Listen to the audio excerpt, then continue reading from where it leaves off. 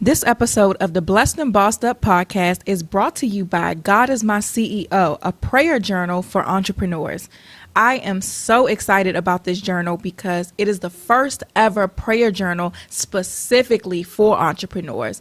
God gave me this idea a little over a month ago for me to create this journal for business owners. And I am just amazed with the response that it's gotten thus far. The people who've been able to pre-order it and download the virtual digital version and get started with growing that relationship with God and allowing God to be the CEO of their business.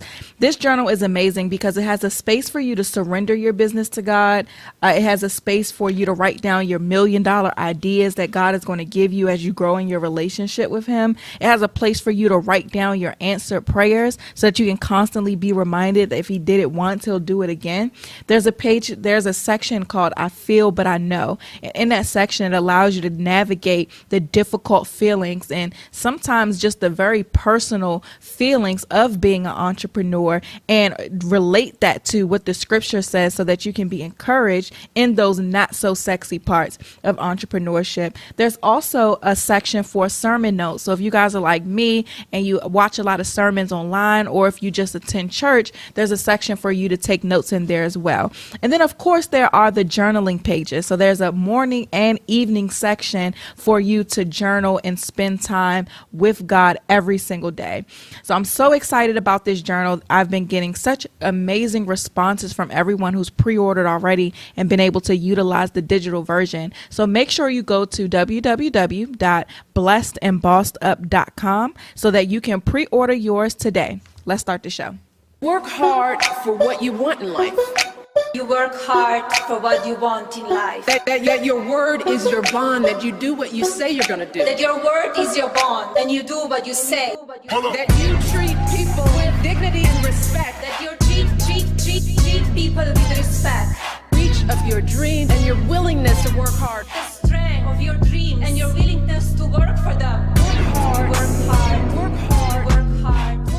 Hey guys, welcome to another episode of the Blessed and Bossed Up podcast. I am so excited about today's episode. Super excited. Because we have guests. Like last year I was doing, I had guests, but I didn't know all the guests. Right. So one of the things going into this year, I was like, I only really want to interview people I know because it just makes for a better conversation. Better conversation, exactly. And then a lot of times people put on like their PR persona when it comes to doing any type of media. So with this podcast, we're not really about that. We like to have real conversations, talk about real stuff. Yeah. And I don't want to hear your bio. I want to hear your heart. You know what I'm saying? Yeah. So I'm excited about today's guest because I get to interview not only somebody I know, but like my best friend in the whole wide world. In the whole world. I'm so excited. I wouldn't want to interview with anybody else other than you. Okay, all right. Because you had about 27 interviews this week. Right. But I love you though. Okay, so, all right, sure. Right. Anyway, so on today's episode, we have the amazing William Casanova. Thank you so much. I don't like calling that. You means so much coming from you. I really don't like calling you that. I'm only calling you that for the sake of this podcast. I appreciate so people you. can know like what your stage name is. Thank you so much. But I will promise you I will never call you that again. That's fine. But yeah, so you are a contestant on American Idol. Yeah. They recently let you go. Yeah. So we're going to talk about that. Of course, we're going to talk about your experiences, but I want to just have like a real conversation, the type of conversations that you and I have all the time anyway. Yeah, exactly. And just cut the microphone on so people could really just understand like the journey, the process. Like people may follow either one of us on Instagram and be like, oh, you're doing so well. Yeah, I'm so proud of you. You inspire me so much. Exactly. But there's like real life stuff that goes on behind the scenes that nobody gets to see. We both know the power of perception. So Facts, we want to we want to show people like this is like the glorious moments and everything like that. And I think it's the times when we really be going through stuff. We just lean on each other, I feel like, and just, and work through it. But the people don't get a chance to like really indulge in that. So I think it's moments like these that are important just for like people to like really understand. That's why I think it's cool that, we talking to each other and people can really just like take a glimpse inside and like see like, okay, so this is what, it feels like. It's not all like roses and, sunshine, and it's really not. And one thing I really love about our friendship is I feel like we've grown at pretty much the same pace. And that doesn't really happen. Like a lot of times you may be light years ahead of your friends and then you trying to help them get put on or whatever. But we've really grown at the same pace. Yep. And it's been amazing because like you said, like we've really been each other's shoulder to cry on. Yeah, like, for real. I can call you no matter what's going on. Yeah. You know, and vice versa. Or you can hit me up and be like, I'm back home for a week and I got all this going on. I need you to put on your publicist hat for the week. And everything gets pushed back with no questions asked. Real. And I think it's just a blessing just to have the relationship that we have for our journeys, because we both going through, you know, pursuing dreams and stuff like that. I just appreciate you. No, I appreciate you. Nah, for real. Nah, for real. Look, y'all, all these Instagram videos and snaps and stuff that y'all are seeing like on my Instagram, and I'm looking all good, walking through stuff. That's her behind the camera, okay? I need y'all to know she's really just, man, it just pays it not even pays. It's priceless to have a best friend that literally understands everything that you go through, is down for whatever, whenever, and just can help you through whatever. That's a blessing, you know? I'm happy ain't nothing, because I know like for both of us, if something happened with you and I had to like risk my like everything I worked towards, I would do it in a second. Yeah. And I'm so glad that ain't happened. Yeah, like ain't nothing happened. For to real. where we done messed ourselves up because we just be down for whatever. For whatever. But you need those type of friends too that'll risk it all. Like I'm gonna risk it all because I love you and believe in you that much. Like you know what I'm saying? So that's beautiful. So let's talk about the journey. We met, I mean, I was in what, 9th grade? Yeah, I was in 10th. That was like 07. Oh my gosh, we getting old. It was like beginning of 06 going into 07. Yeah, so we've known each other forever. So it's not even one of those things where you was already popping and I was doing well in what I was doing and we met and became cool. Like we've legit been close forever. Right. Like I've cried on your shoulder about breakups and vice versa. Yeah. Like we've been through a lot. Oh man, let's not talk about that. All right. All right. We talking about business. All right. Yeah. We ain't gonna talk about the stupid stuff that I done did that you had to bail me out. Yeah, because I'm a hitter. For real. Let everybody know, let your listeners know like you're talking to a hitter right now, okay? For real. Yeah, but let's talk about just you getting into your singing career. So when we met, we were in piano class. Yeah, and you used to get on my nerves because you just so chatty. Yeah. And I was always been an introvert. Yeah. But you're just a people's person. So you were just getting on my nerves per usual. I was stuck with you in class every day. Yeah. And then we just connected like that. That's real. Ever since then you progressed to going on into the go-go scene. So for y'all that don't know, we got people from Brazil tuning into our live. Shout out to Brazil. Y'all got beautiful women out there. Okay. So for y'all that don't know, go-go is like a DC staple as far as the music scene goes. For sure. And it hasn't really made it too far out of DC. Like Wale puts it in songs and stuff like that. But it hasn't become like a mainstream thing. So I kind of want to talk about what made you get into the go-go scene first and then what made you want to transcend that. So there was this guy that went to school with us. And I don't know if you remember him. His name was Dante. Matter of fact, you got to remember Dante. Little Dante. And, you know, he came to me, you know, and I've had, you know, people come to me and like, you know, I want you to sing in my go-go band. And you know what I'm saying? It was like, I really wasn't really into that growing up. You know, I was more into like just the oldies and then that 90s R&B and you know what I'm saying? You know, Biggie, I loved the Biggie. Like, so I wasn't into music. Like I never really understood go-go like that, like growing up. You feel what I'm saying? So it wasn't until I think I was in like 11th grade when that happened. He had came to me and was like, yo, bro, I want you to sing in my go-go man.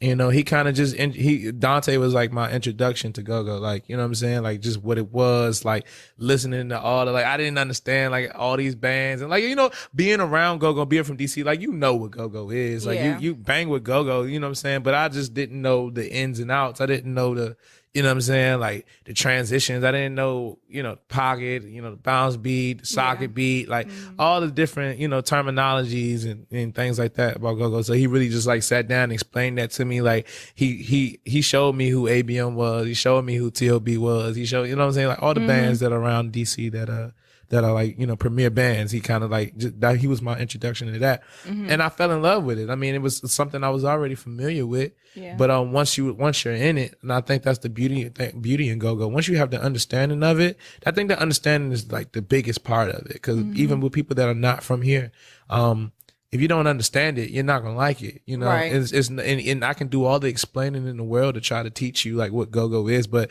go-go is a feeling. You know what I'm saying? Mm-hmm. If you don't feel it, you're just not gonna understand it. And if you don't understand it, then it's over. Mm-hmm. So once I got the feeling and I understood it, it was over, and I just wanted to be a part of it. So we started off with just doing like the local go-go band thing. It didn't really work out because it was just like, Mm-hmm. it was just something that garage band that you did for fun. Yeah. But going back into what you said about my personality, just being always the chatty guy, always being the people's person, always, having that personality, and me, and with my newfound love of go-go, I created this like internet radio show. I don't even know how I found out about it. It was called Blog Talk Radio. Yeah, I was like, what's the name of it? I was trying to think Blog of it. Talk Radio. Yeah, I don't even know how I found out about that website, but either way, I was like, dang, you can come up with like your homemade bootleg radio show. Kind of like podcast. Yeah, like it was like the early stages of podcasting. And I was like, you can have your like own like bootleg radio show. I was like, that's tough. And then I had one idea. One day I just woke up and had an idea. I was like, I should do a go-go radio show. That'd be dope. Like really, really dope. And I was like, well, what would I call it? Like, you know what I'm saying? Like, what would it even be called? And then I was just like, cranking. And I don't know if, we have so many, me and you both, we have viewers from everywhere that might not understand the terminology. So I have to break stuff down. The word crank, we use in go-go just to highlight, somebody's like really like, oh, you're really pumping with the music. Like, it's really good. Like it's great. Like, and so we use the terminology cranking. So I was like, okay, so, what would I crank fest? Like, it's a crank fest. Like, cause literally it was just like a good time of like go-go and just like cranking the whole hour, just talking about different topics, having like the lead mics of different go-go bands come on my show and talk about like, what they got going on, the direction, everything like that. And it really took off because before that, like go-go, it's such an underground genre in DC and just in the world in general.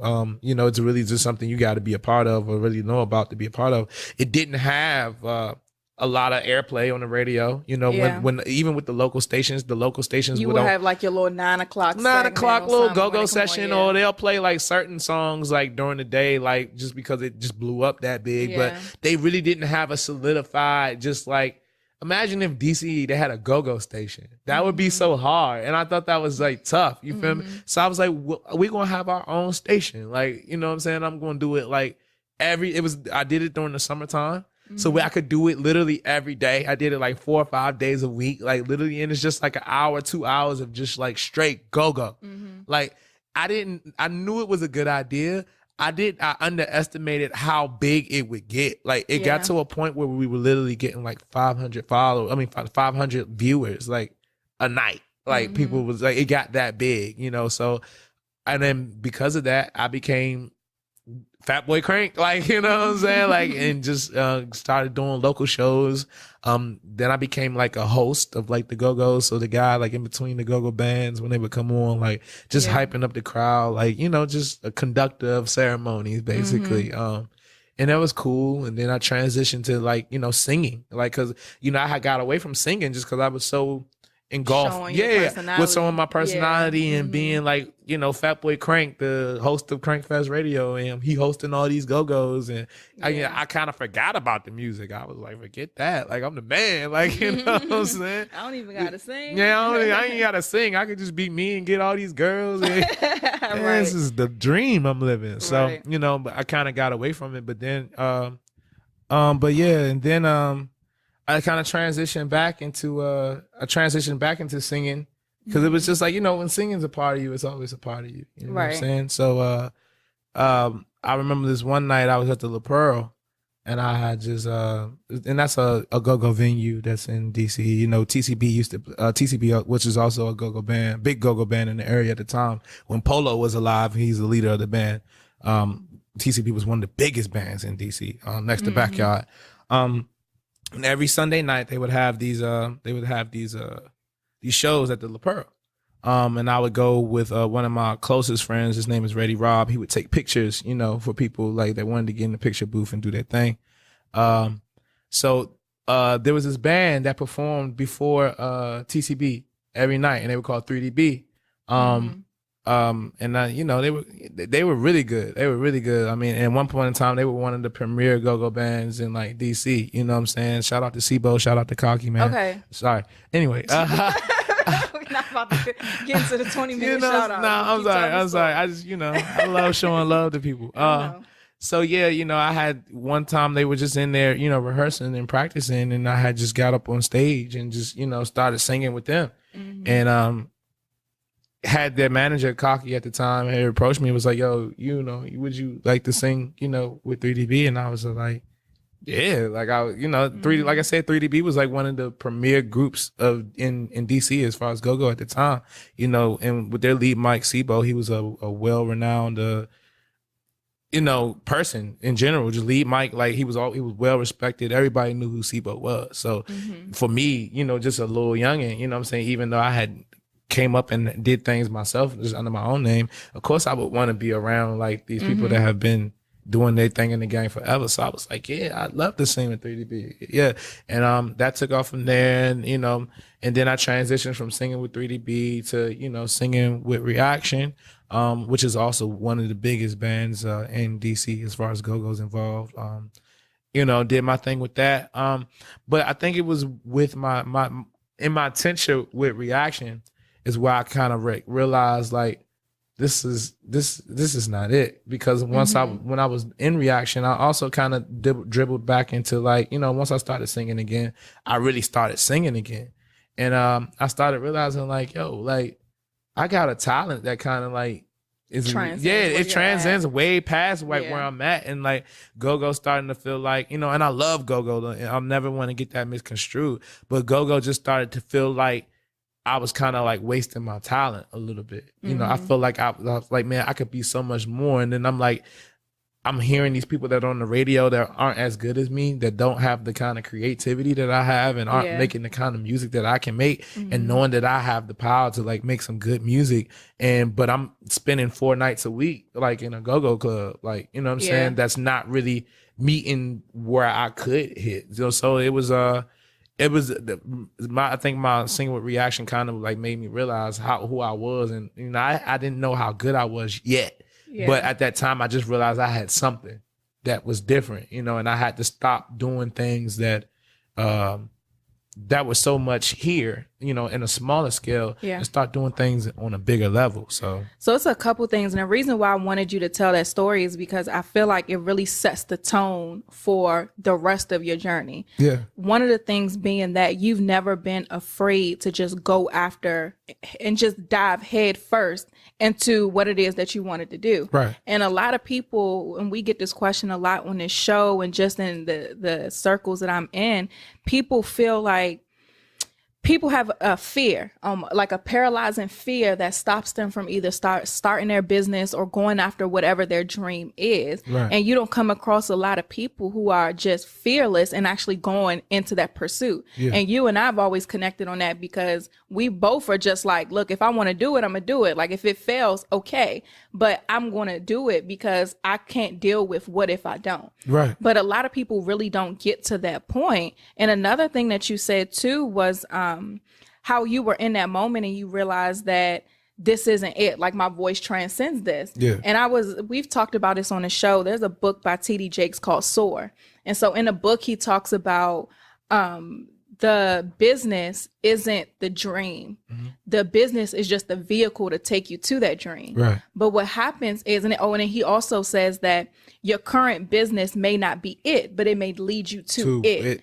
Yeah. And so a lot of people, they feel like if they get into a situation and they have to pivot, that looks like failure to them. Right. As opposed to you just getting into it and you're like, okay, I need to make an adjustment. Like, I'm not going to get to the dream on this vehicle. It's time for me to pull over, hop off of this car and get another one that's going to actually take me there. But a lot of people really just don't have that. Yeah. So like, is that something that you've always had, just being like, whatever, I'm just going to go after this? Or what would you say to somebody who just doesn't have that in them? I always aspire for more. Mm-hmm. And I never had it. I was blessed to never have a complex of not wanting to do something, and I'm saying that in a way of like, people are like satisfied with being average. Like they do average things. Like you just wake up every day, they go to 9 to 5, like, and they come home and they just, that's some people, that's just what they want to do. To me, that's like nothing though. Like I never had that, like, I want to do nothing. Like I want to do something. Well, it's not nothing. Yeah, well, some people have to be in those situations to provide for themselves, to provide for their families or whomever. So it's just, I wouldn't call it nothing, but sometimes it's just necessary. Yeah. But how do they get from the point of just doing what's necessary to embracing a certain level of fearlessness to go after what they want? And I think I said that just to highlight the going into what you're asking me, if you want that, like, what are you going to do? Like, especially if nobody's going to do it for you. You know what I'm saying? I really got to a space where it's just like, I just wanted to be something. Yeah. I wanted to, you know what I'm saying? So it was like, and if it's in my power to be that, I'm going to use everything in my power to be whatever it is that I want to be. So whether it's starting a radio show, whether it's like me hosting a go-go or me being in a go-go band or me just wanting to be outside of DC and become something bigger. Like I've always had to like, I want to be that, and nobody's going to tell me that I can't be that, especially when I have the tools to be that. So I just really I can't even explain it. Like, cause it's never until recently, and especially with this conversation, I'm just thinking about it now. I never had the thought of just like, I don't know, like, you know what I'm saying? Or, whatever. It's just like, I think, we all have fears. As far as like, trying something new or doing something outside of our comfort zone or whatever like that. But I never let fear stop me from like going to be something, because at the end of the day, like you said, like nothing comes from nothing. You know what I'm saying? Like if you don't put the work in, you're not going to get anything from that. Like nothing from that. Like, and I learned that at an early age. Like the more that you put into it, the better that your outcome is going to be. Yeah. So that's a strategy right there. Then put more into whatever your dream is. For anybody who's listening, who's actually struggling with being paralyzed by fear or being caught up in just the emotions of day-to-day life, just put more into whatever it is that your dream is. I was telling him, me and BJ had a conversation recently, and he always talked about like your input equals your output. So it's the same thing. So for you guys, you don't have to just start a radio show tomorrow. Yeah. But if you start speaking and recording yourself every day, somewhere. that's putting something into what your dream is, and little by little you'll get more confident. You can't always use the example of like weight loss. Everybody want to lose 100 pounds tomorrow. But if you lose 1 pound a week consistently, you'll get to your goal. So for that person that's paralyzed by fear, or they're not like, they don't have that thing that you have that makes you just run after your dreams no matter what. Just start putting a little bit into it every single day and allowing that to build your confidence up to get to that level, that point of being fearless. And then also like, you also understand with being successful, like you can't be afraid to do anything. You know what I'm saying? You literally have to be willing to do whatever. Like, I'm going to try this. I'm going to try that. I'm gonna try this. I think that's one thing that's also been been one of the things that has helped me, even if I've tried something that didn't work and it made me like have to take 3 steps back. And I think that's where people get afraid, because they don't want to get to a point where it's like failure is like the biggest fear of a lot of people, especially our age. Yeah, but I mean, it helps you maneuver though. Like I failed because of this, and now I can kind of like, maneuver differently to get me to where I need to go. And I think that's one thing that people should take, is just don't be afraid. Like, let's talk about some of those failures then. What are some areas that you feel like you failed at? And remember, I know you, so I no. I would never lie. I would never lie. To play. No, I mean, at this point in my life, I think transparency is key. Yeah. Because people feel that. People want to know that. I've always been the type of person like to look at people and try to figure out like, how did they get there? You know what I'm saying? And it leaves clues for sure. Yeah, but it always sucks to me when I like think that people are like one way, or they got to this one way, and then I talk to them like, no, I actually did it. I'm like, wow, why didn't you just like say that? Yeah. So I pride myself in being the person that's just like, yo, if I failed, then I failed. If I did good, then I did good. Like, you know, I'm not going to be, you know, whatever. But said that to say that I love you and I'm not going to lie on your show.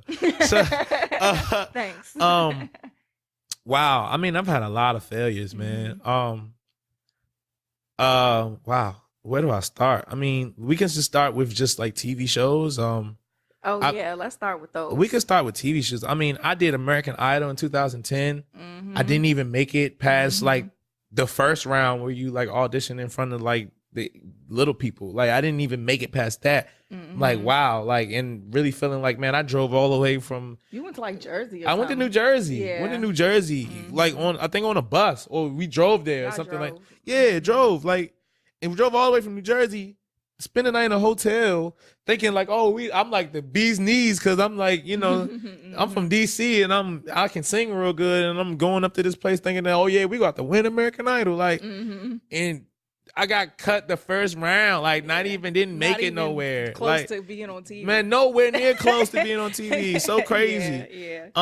Then 2012 I did X Factor. No, not 2012, 2011 it was. I did X Factor audition. Me and my mom, we drove all the way from DC to North Carolina to audition for that. Made it past the first round. Second round sent me home again. Like, you know what I'm saying? These are rounds that don't even make the TV. Right. You know what I'm saying? Like, there's so much stuff that you have to go in before you even look in front of a TV camera or whatever. So then you fail with that. Like, and then now you're starting to think like, man, like maybe I'm not as good as I think I am. Like, you know, dang, like, you know what I'm saying? Like, especially when you think you really got something and you have people telling you got something, and it's just like, it's just not working out in your favor. You know what I'm saying? So like, maybe, I don't know, like what's really going on. Then I did, what was that? 2015 it was. I did, 2015? That was 2015. Wow. It was a while ago. Yeah. 2015 I did The Voice. I got past all the rounds you don't see on TV to make it to the quote unquote blind auditions. And, you know, they hit me with the like, okay, we're going to fly you out for the month and prepare you for the blind auditions, you know, pack my clothes. This is before moving to LA. Yeah, before I even moved to LA, you know, packed 2 suitcases worth of clothes, and you know what I'm saying? Like, I'm about to be out in LA for a month. This is like my, you know, we out here now, you know? And then literally I got there on a Sunday. And then on Monday evening, they called me into the office. It was like, yeah, we got to send you home. Like, what do you mean? Like, I just packed my suitcase for like a whole month, and you got to send me home for what? I haven't even sang anything. I've ate 3 meals. And you're going to tell me that you sending me home? I didn't even get out my first suitcase yet. Yeah, man, I got all these outfits like, I'm going to kill him out. Yeah, I was about to kill him out here. You know what I'm saying? Like, and it didn't even go anywhere. Like, you feel me? So it's like, I mean, I remember I didn't feel anything. Like, when they told me, I was like, all right, bet, you know. I remember that phone call though. Yeah, nobody could believe it. Nobody could believe it. Oh man, and my heart broke. I remember packing my clothes, and the word had got out about me leaving. The line from my hotel room was like literally down the hallway of people just coming to see me, like to say goodbye, because they couldn't believe it. Yeah. You know, like, wow, you got sent home, and it wasn't because of no vocal ability or anything like that, just political, whatever. Like, you know, you got sent home. And I remember, like I said, I didn't feel any type of way. I didn't cry. I wasn't like, whatever. It wasn't until, and I still get, you know what I'm saying? I still remember that feeling. Like, it wasn't until I got off the plane, and I was on the Uber ride, and I got right in front of my building on 61st, like, and I walked in my house, and I literally, like, I just left here and like knew that I wasn't going to come back here until like something crazy had happened. Yeah. And I'm sitting like a day later, I'm sitting right back in the same place where I was at. Like, that crushed me. You know what I'm saying? Sorry for crying. But that's that, right. You know, that hurt me. Yeah. You know, because at that point I had put in so much work. You know what I'm saying? I put in so much work. And it was just like, yo, like literally every time that I get to a point, it's like I get a little bit further, and it's just like, nah, you ain't good enough. Yeah. You ain't good enough. You know what I'm saying? Like, so it's just like, at what point do I realize, like, man, maybe I'm not good enough? Yeah. You know? And one thing I love about your story and why I wanted to talk to you on the show is it's really a story of perseverance. Yeah. Because you're in an industry where it's constant rejection, and it's really not based off talent, you know, especially with dealing with TV shows. It's based off of politics, whatever narrative they want to have for the show. Yeah. But you're in an industry where you constantly deal with rejection. Right. And a lot of people really can't handle it. And that's why a lot of people, especially people that are in LA, deal with things like depression, especially people who've moved out there from wherever it is that they live. They deal with all of these things because it's just constant rejection in the entertainment industry. But what I appreciate about you is just how you always just pick yourself up. Right. So I kind of want to go back to the first rejection. Let's go back to 2010 when you did American Idol the first time. What did you do? What was that car ride home like? And then how did you even get to the point where you were willing to put yourself out there again for X Factor? I mean, I think the car ride home was it was real somber. You know what I'm saying? It was just like, you know, dang. Like, you know what I'm saying? But I think we just grow. We grow. Like my voice has grown. For sure. You know, I pride myself in just wanting to get better. Like it's not like music is so much a part of me, you know? And I think that and I would stop right there before I go any further. Like whatever it is that you do, make sure you love it. You know, whatever it is. Because when all else fails, that love for what you do is going to keep you going. I think a lot of people, when they fail or when things go wrong, when they decide to quit, it's kind of like a highlight to how much you really loved what you did. If you really love what you do, you can't just take a no. You can't just take a you're not good enough. You can't just take a like, well, you know, whatever. Like you can't take that because this is like music to me is like air. Like I need that. I need that. I understand it so much. Like it's a part of me just as much as my personality or my charisma or whatever. Like music is it's that third, you know, card that I got to put on the table just so you know that like, oh yeah, yes. So I loved it that much that no didn't stop me from doing anything. It only made me try to figure out why. Right. You know what I'm saying? I want to know why. Even if they can't tell me why, for myself, I'm going to be vulnerable enough with myself to be like, yo, this is why they told you why. Because you can't do this. Because you can't do that. You know, and not doing that to beat myself up, but doing that to make my armor that much stronger to the point where it's like, there's nothing you can tell me that I can't do. You know what I'm saying? Right. You know, so that was just, I think was my driving force to just get back up on that horse and then try it again, because it was just like, I loved it that much. I couldn't accept that no. And I was willing to do whatever it took to get better and to be on top of my game or whatever the sort may be to just literally like, make sure that nobody could tell me no. Like, so that's just what that was, you know? And that's definitely a gem for everybody that's listening. You got to just be so undeniable in what it is that you do. And sometimes I know we like to think that we're the best or we're great or we're all of these things. Sometimes it takes those humbling experiences to let you know, like, you're not as good as you think you are, or you're not the best. Exactly. It's as simple as that. Exactly. Like you were in a place where you were in these go-go's, you were the man, you had your radio show, like everybody was I was going to say sicing you. Yeah. Sicing me. That means hyping up. I try to stay away from like the slang on the show, but that means hyping him up, y'all. But you were at the point where people were pumping you up all the time. Yeah. And you go to this platform and you get humbled real quick. Yeah. And some people take that like, well, forget this. I'm about to just go back to what's comfortable. I'm about to just go back to where everybody is showing me so much love, being regular. And I think that's a thing right there too, is we can't, if we're in spaces where all we hear is great things about ourselves, we need to get out those spaces. For sure. Because that's just going to keep you stagnant, or it's going to cause you to go backwards. Because if you would have stayed in the go-go, like your voice now and your voice back in the go-go, like back then, I thought you could sing. But I wasn't like, if you was to put out some music, I wasn't going to buy it. Like I would listen to it off the strength of us being friends. But I wouldn't be like, I listen to your music in the car on like a regular day. Yeah. And I don't know stuff to like call you and tell you I'm doing it or to post about it. But I genuinely like the songs. They on my my iPhone. Yeah. But back then, I probably wouldn't have done that just because, one, the subject matter, because I mean, you was young and dumb, so Yeah, you weren't really talking about facts. nothing. But your voice now is just so much better. Yeah. But if you would have stayed in that environment of the Go-Go's and of this local mentality, Yeah. then you would not be able to even maneuver in the environments that you are now. Exactly, So there's so much positive in those failures that I think a lot of people really just can't get there. Yeah, exactly. I mean, and you got to understand that, like, even in 2 steps back, sometimes you're so focused in moving forward, you ain't seeing the whole picture.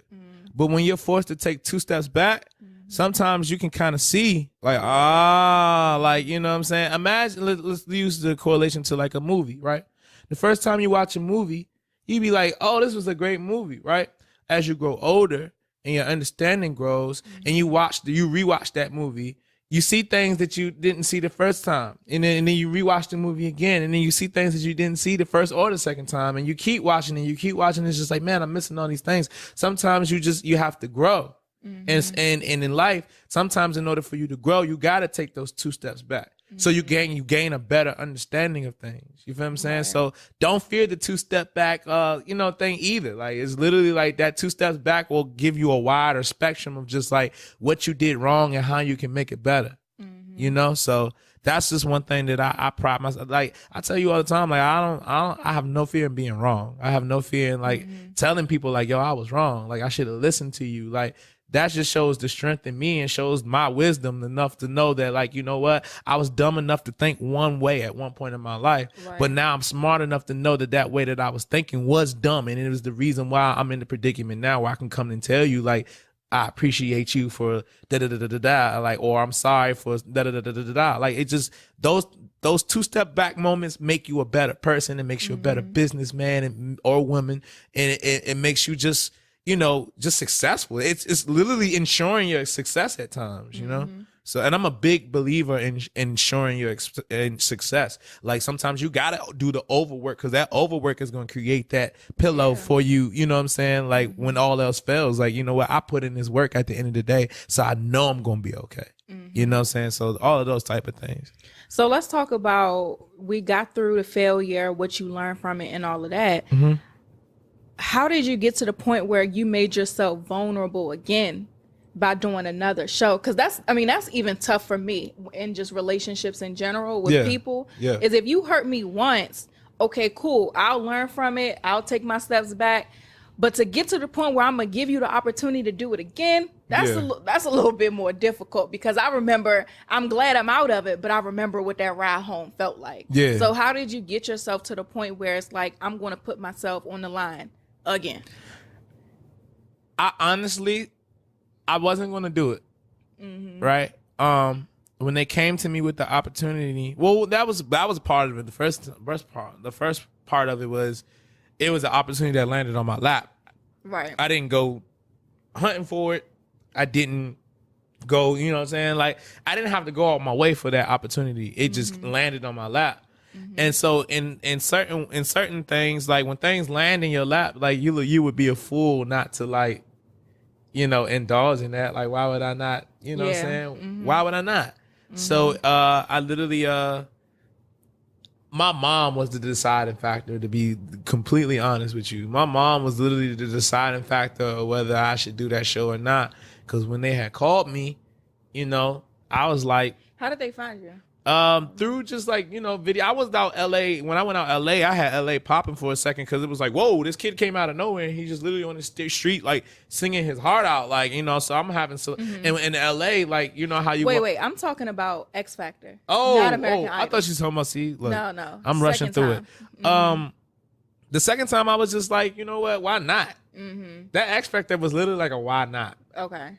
You know what I'm saying? Like, at level, why not? Like, literally, I'm not doing anything else. You know what I'm saying? Why not do it? So I did it. Like, you know what I'm saying? And it just didn't turn out how I thought it was going to turn out. But that's okay. Like, Did you feel the same way after X Factor that you did the first time? Yeah. Yeah. But it was for less of a moment, though. The American Idol was like a moment. Like, I had a moment like, man, like, what am I doing? Like, X Factor was more of like a, man, I'm just disappointed. Right. That this came out the same way that it always came out. You know what I'm saying? But learning from American Idol, like you still grew. You've grown. Right. So now once you get to a groove of like growing and knowing that you're going to continue to grow, that's just a hurdle. It was just a hurdle. You know what I'm saying? So I didn't trip. Like X Factor literally was just like, let's just do it. So instead of looking at it like, I'm giving you another opportunity to like put me back in that place where we was having that ride home, you looked at it as like, man, I've been there before, so let's go.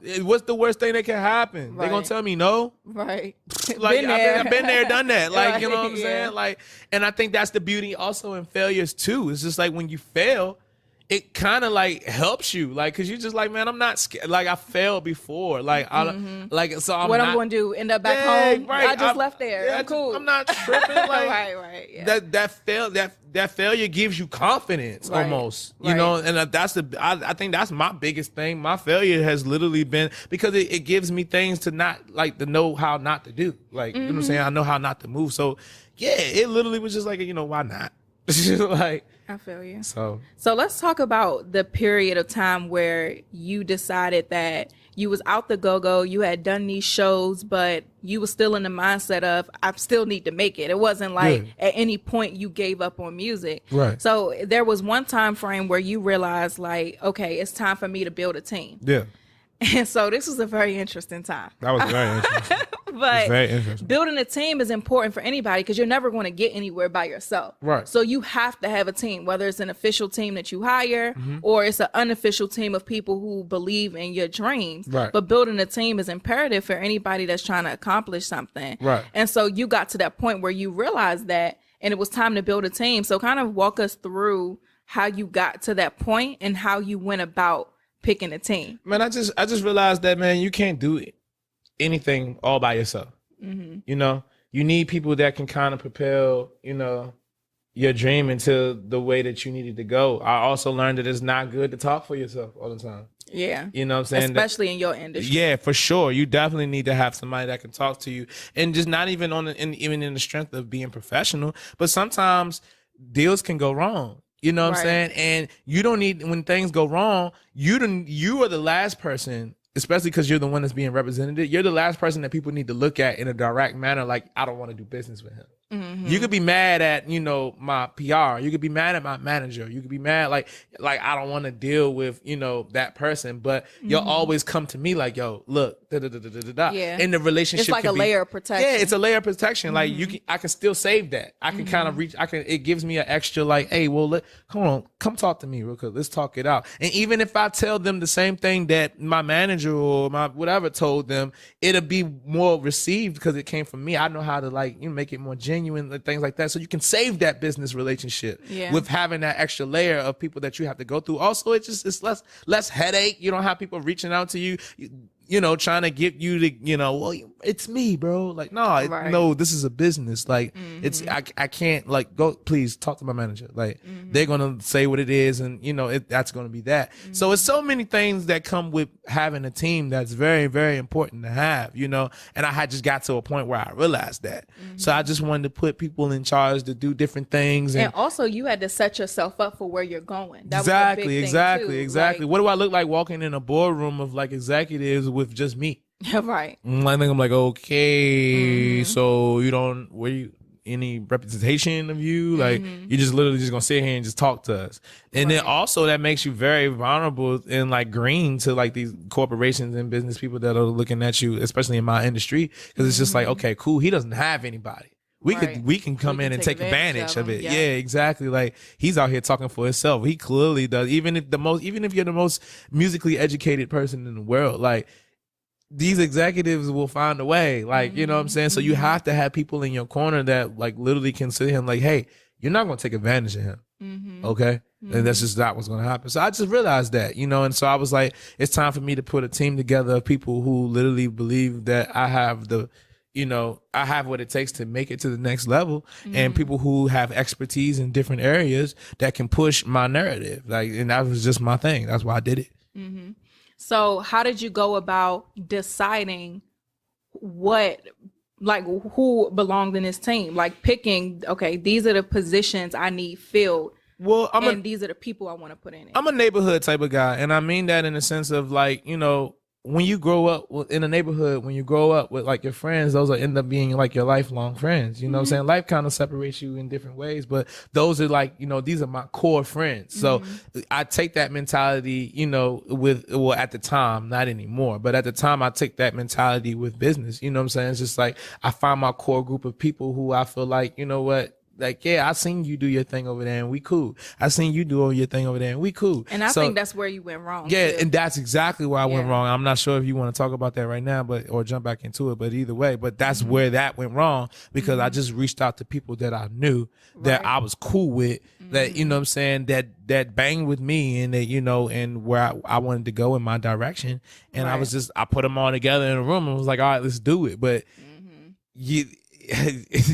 yeah, it was interesting. It was very interesting. And I learned the lesson with that, like, you know, personal and business never goes together.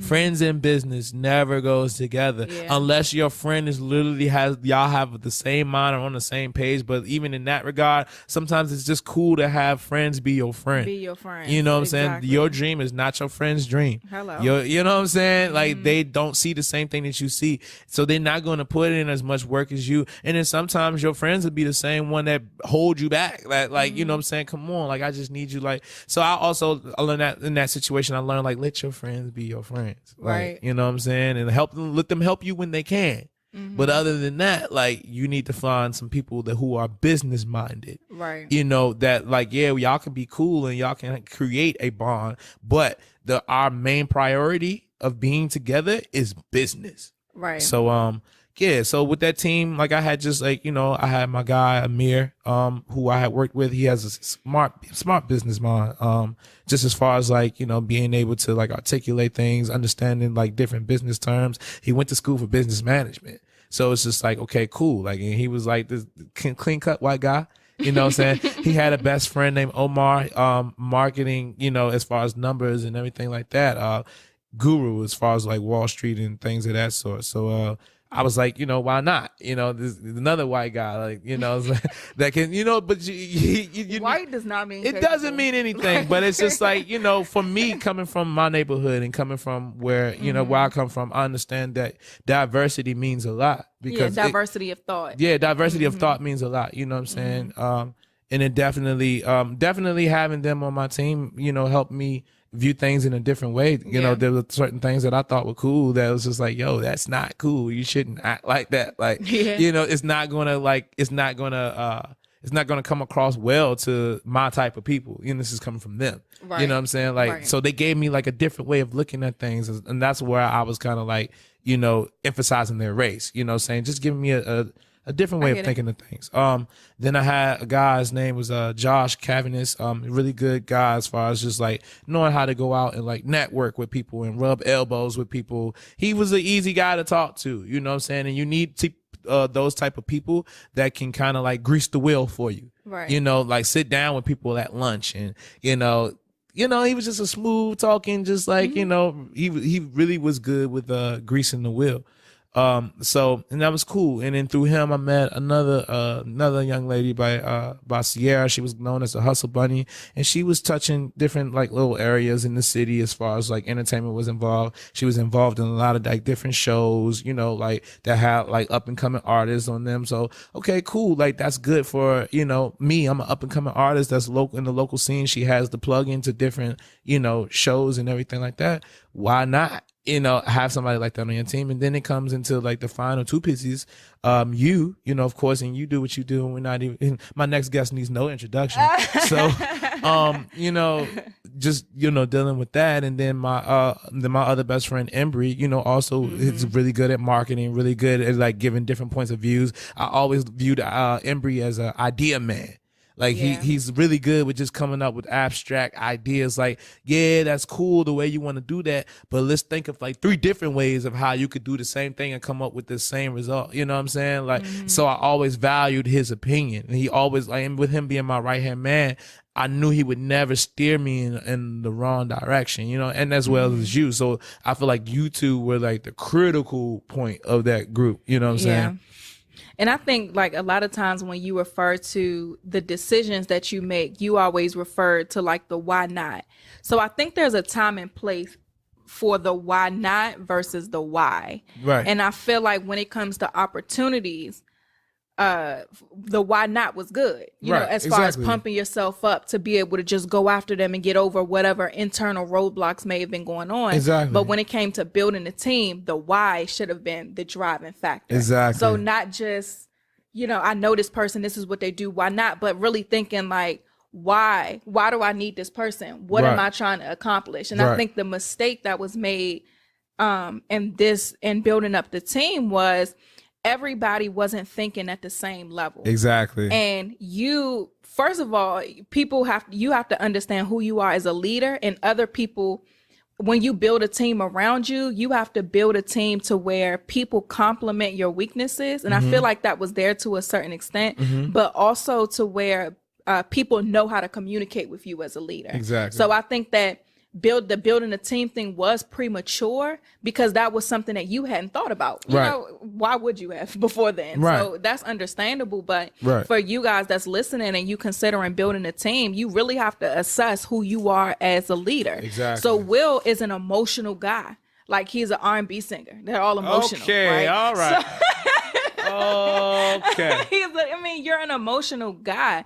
So you have to be able to build a team where they understand your emotions. Right. And you're also somebody who's not going to relinquish total control. Right. Like, you're like, this is my dream. This is my vision. I'm going to let y'all do y'all job, but you can't just tell me what I'm going to do. But you have to have people to understand that. So when building a team, it's definitely important to just have that understanding and that assessment of who you are as a leader, and then building people up around that. Right. And then also the level of thinking. I think there wasn't really a game plan set of this is what I'm trying to, this is the type of artist I am. People, especially from where you're from, and people in this area in general, it's like a limited thinking. I mean, even for like the business side of DC, it's always what do you do? Like, I hate that question. Don't ask me what I do. It's just annoying. Right. It's just a cap of it's just a mental cap, I feel like, with a lot of people here.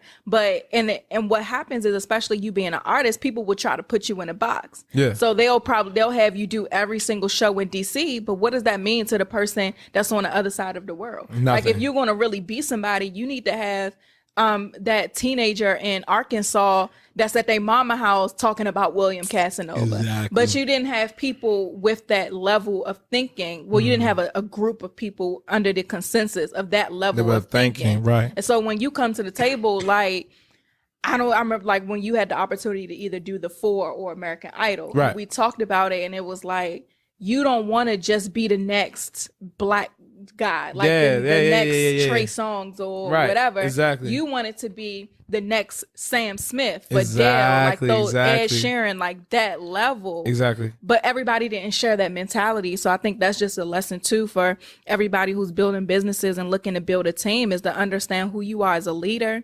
understand what that means for who you need to be working with. For sure. And then once you build that team, make sure that everybody understands the vision and is bought into the same vision. Yeah, being on the same page is so key. Yeah. It's so key because, you know, I think with a lot of people, when coming into the team, a lot of people had their own vision with where they wanted me to be. Right. Which didn't line up with where I wanted it to be. And which I think it caused consistent friction, because it was just like, you know, they wanted me to be something that I wasn't, you know? So like you said, just like being on the same page will make things so much more productive. Like, literally, like, you just got to make sure that people that work for you or people that you work with, like, make sure that everybody's on the same page. And I think that's the biggest part of the team, you know, same page. Like, please, let's just think the same. Let's have the same goal. Let's have the same motivating, you know, forces that are pushing us. Like, let's be on that same page. So that was my biggest takeaway with teams. With that was just like, I need people that are going to understand my vision and don't want to push their own narrative on what I got going on, you know? Right.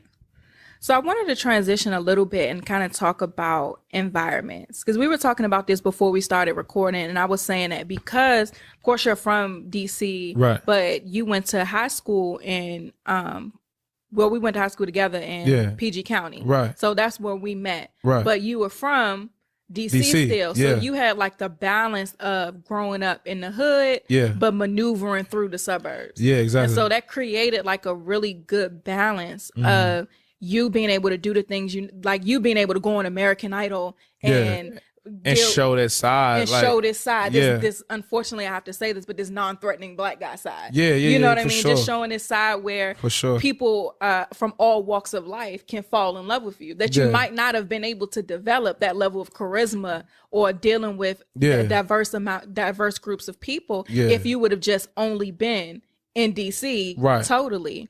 And so I kind of wanted to talk about you being able to maneuver those spaces, because I think people a lot of times deal with the conflict of the environment they are right now and where they want to be. And sometimes the environment that they're in that moment kind of pulls them back a little bit. So that kind of showed itself with you with the accident that you got into. What year was that? 2016. You remember, 2016. I'll never forget that. Snowstorm. January 2016. Yeah, it was a snowstorm. So that kind of showed itself with you because you was just hanging out with the people that you hang out with and got yourself in a little pickle.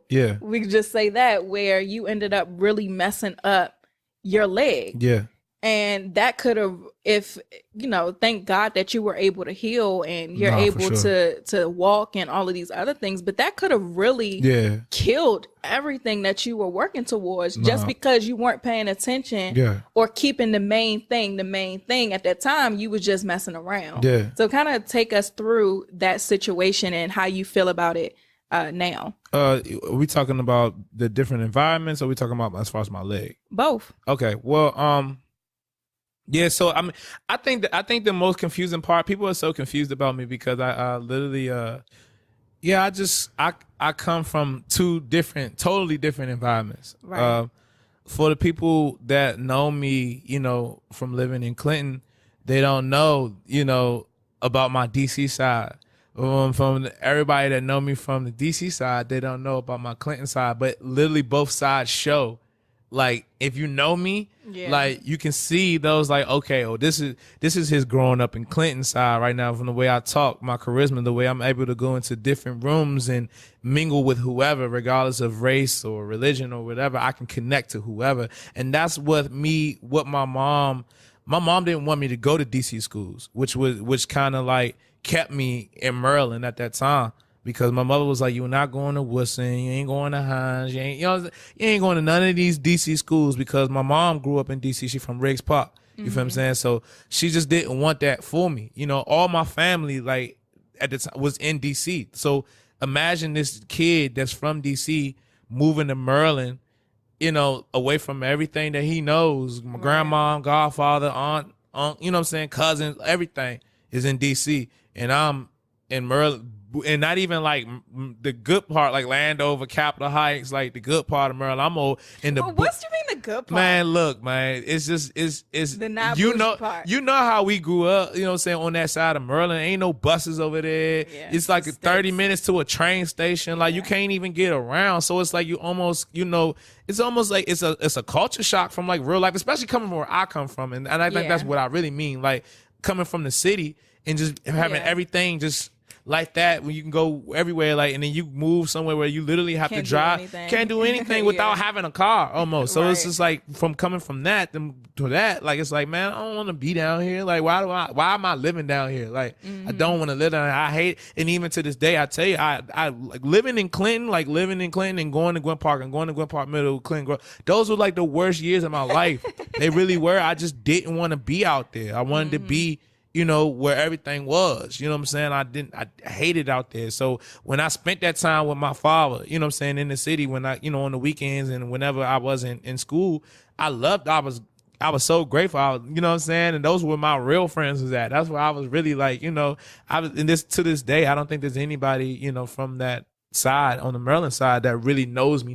Like, they only know me because we went to school together, we grew up together, I hung with you, but they don't know the me and you, of course, like, cause us being best friends, I let you into that. But there's not a lot of people that can say, oh, I hung out with Will, like, to a certain extent or whatever like that. So but I appreciate the differences between the way I grew up.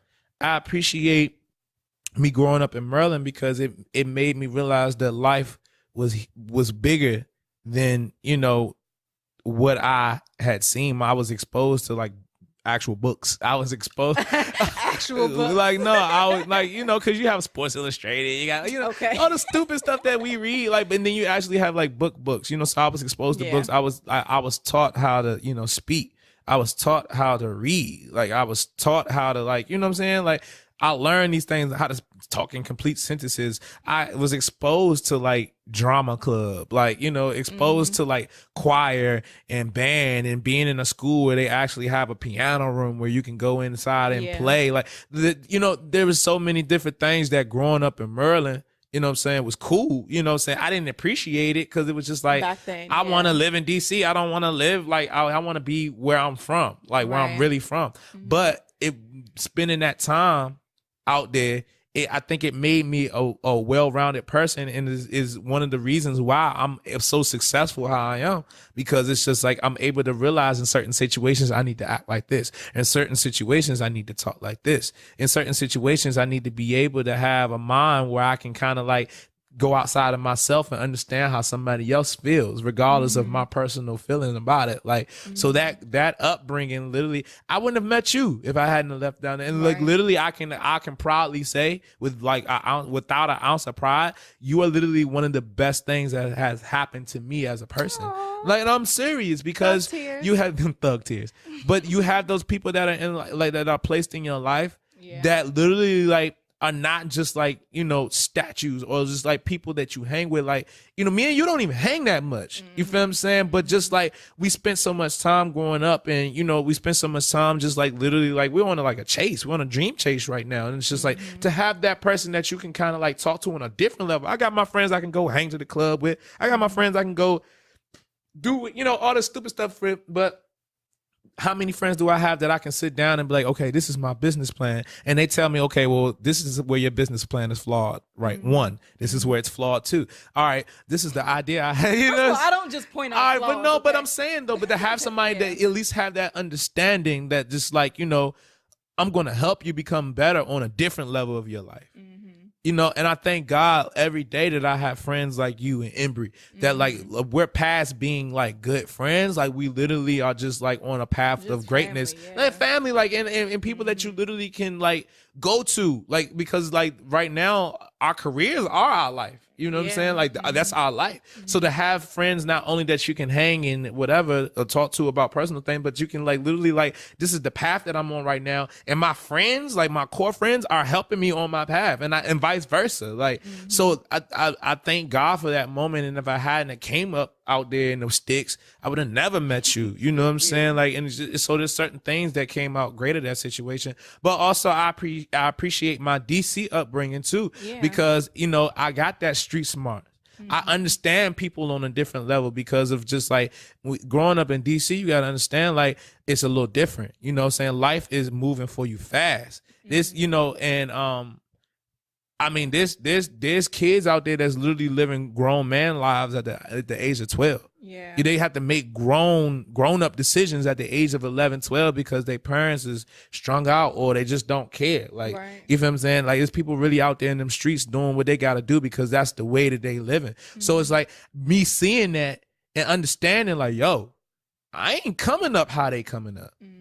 And I ain't have to go through that. So me coming up in DC also gave me a different understanding of just like, yo, like, okay, like these are my friends and I love my friends, but this is where I'm different. I have this story that I always tell about one of my friends that died. His name was Rat. He died back in 2010. And this is when, so like I said, growing up in Clinton, you know, and then I was in DC over in 58th, you know, with my father, you know what I'm saying, whenever I wasn't in Clinton or whatever. So I had moved around there permanently, like, cause me and my mom was going, this is right after I graduated. Me and my mom was going through whatever we was going through at the time. And I was just like, man, I don't even, you know what I'm saying? I don't got to stay here now. I have no reason to stay here. I can really go back to DC and be in DC for the rest of my life. Like, I don't have to even be out Maryland no more. And so when I could, I was out. So back living with my father, you know what I'm saying? Like one of my first real friends around 58th was Rat. Me and Rat had connected just on the go-go level because he was like the man in go-go. I was the man in go-go. So it was just like me and him was always like, you know what I'm saying? And then we had came from the same neighborhood too. So it was even more lit. Yeah. You know what I'm saying? So I was like, that Rat was like my man. That was my man. I always admired Rat because even though, and I grew up in 58, but he grew up in 58. Yeah. It wasn't like during the week, he ain't go back to like no suburb and like he was there. You feel what I'm saying? So he was there. So me and him grew up a little different, but even with him being full time, like full-fledged, born, raised 58th, like he had a mind that was like literally like, yo, I don't want to be out here. You know, so he was in college. I think he was going to some college in West Virginia. I'm not too sure what the name of his college was, but whatever, he was in college. That's big, especially coming from our neighborhood, coming from 58th, like have somebody to like, and then he was like a staple, like, you know what I'm saying? Like a hood staple, like everybody knew Rat, like, you know what I'm saying? So to have somebody like that, that's so engulfed in like that hood, you know, mentality, hood life that everybody know, like step outside himself and go to college, like, that was big, you know.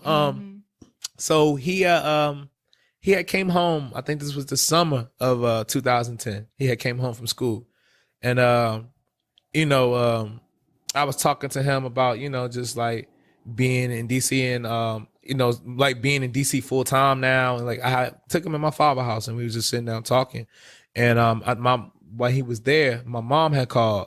And me and my mom were having a conversation about, you know, my mom was missing me. She wanted me to come back out and live with her in Clinton. She didn't want me to, you know what I'm saying, be in DC because she was like, you know, mom's worried. She was scared. She was scared. You know what I'm saying? She was just like, you don't need to be out there. I know you out there just doing whatever you want to do. Like, and, you know, my father did let me do whatever it was that I wanted to do. And she knew that. And she just didn't. And that was the reason why she kept me in Maryland schools. Because she knew if I was like in DC schools, I was going to be with my father and he was going to let, my father was going to let me be a man.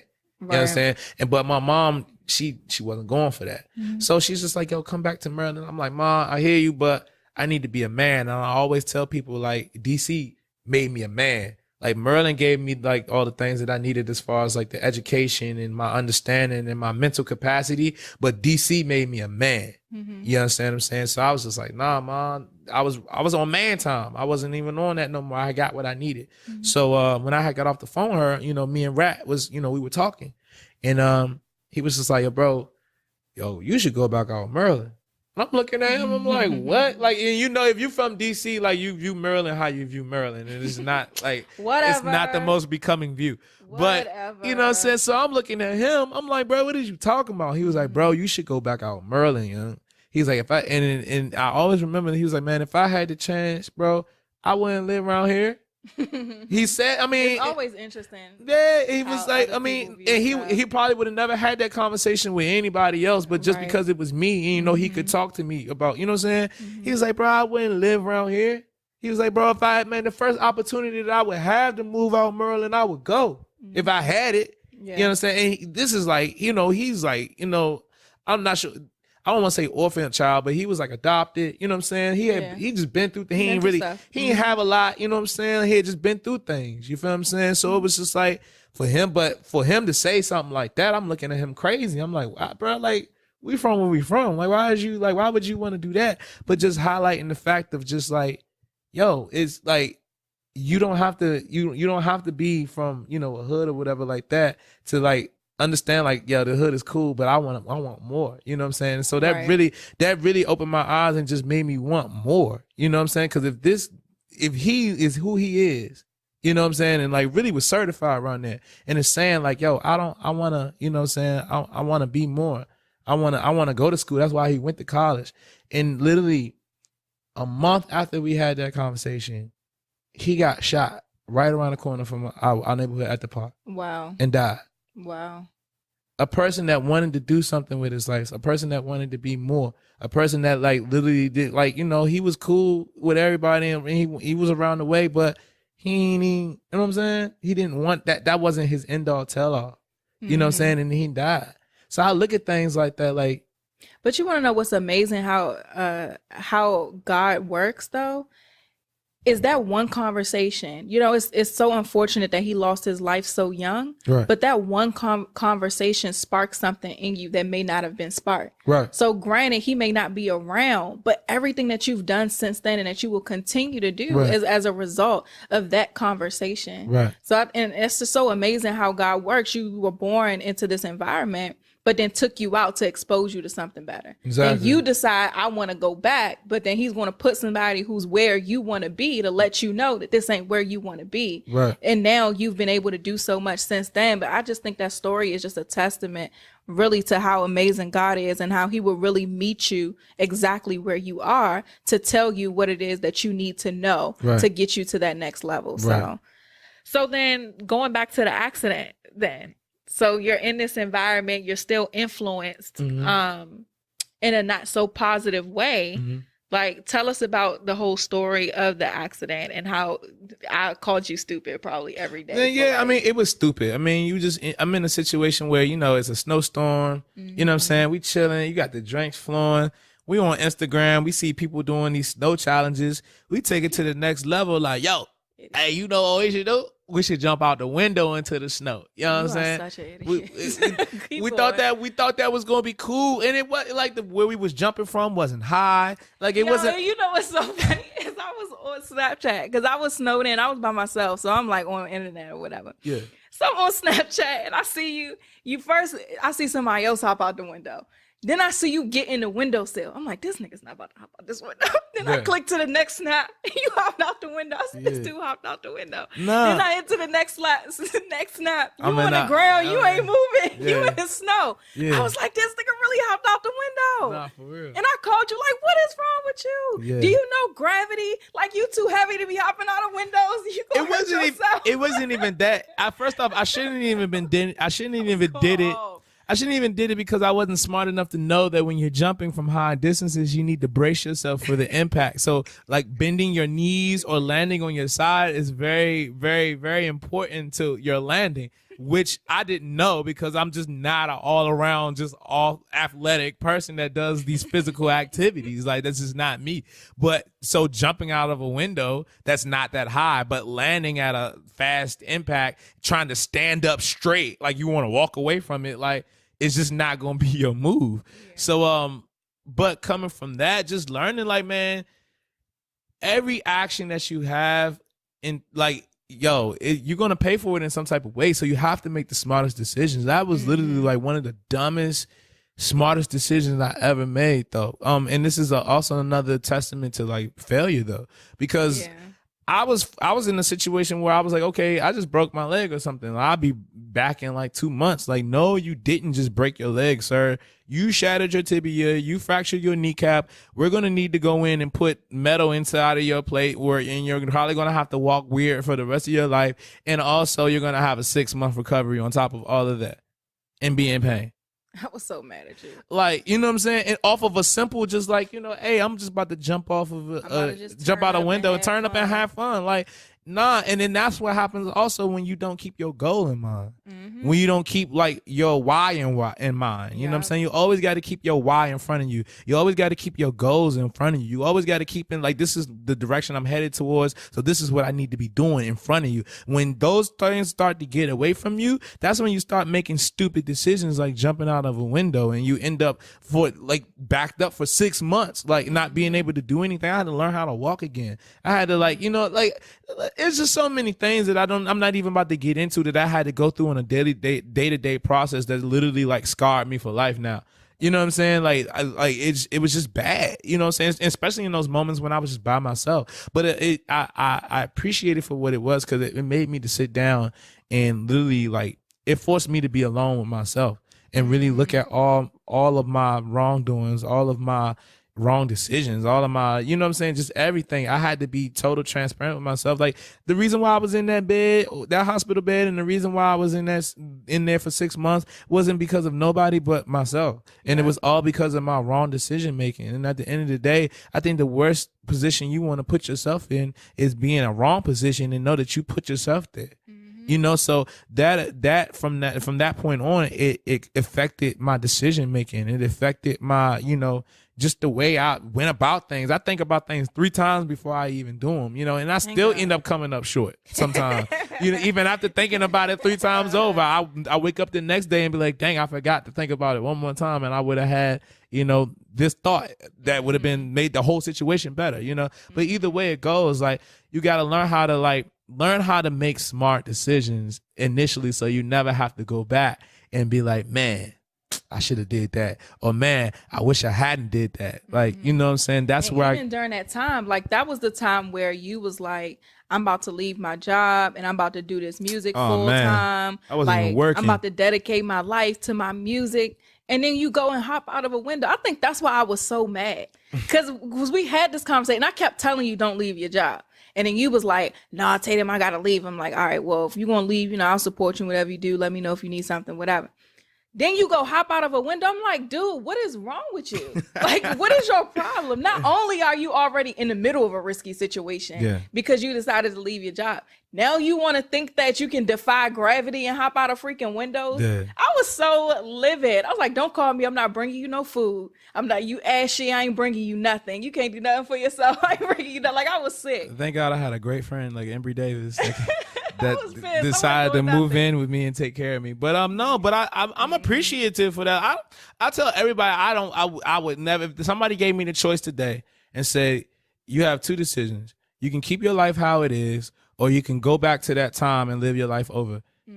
I would keep my life exactly how it is without that situation, I feel like I was on a fast track to nowhere. And just looking back at it, then I felt like I was somebody and I was doing something. But now, because of that situation, man, I really was on a fast track of nowhere. And that was really God taking his time and like, yo, you need to sit down for a second and you need a reality check. Because you saying that you want to be all these things and but you clearly think life is a game. So I have to allow something to come into your life and literally alter your life and the way that you do things and the way that you operate just on a normal basis for you to realize that life is not a game. Right. You know? So that was just, like I said, that was the dumbest smart decision that I ever made, because it literally made me into the man that I am. It made me wise. It made me move different. I feel like everybody in life has their moment of wake up calls. And you have to reach that point. You have to reach to that point, like, that something makes you want to change. You know what I'm saying? You got to want to change for yourself for sure. But there also has to be something that you can't deny. Right. That, like, you gotta change, because if you don't, like, you've already seen what can happen. Like, and it could have went so many different ways. The doctor told me, you gotta land it just a little bit more to the right. We would have had to cut your leg off. Right. Like, that put chills down my spine. Like, that wasn't even a play thing. That was like, we gonna cut it off. Like, we gonna have to cut it off, because it was nothing we could do. You know what I'm saying? Like, I would have did nerve damage. I would have, like, it would have been so much, like, I would have did, like, to my leg, that would have been just like, it's gotta go.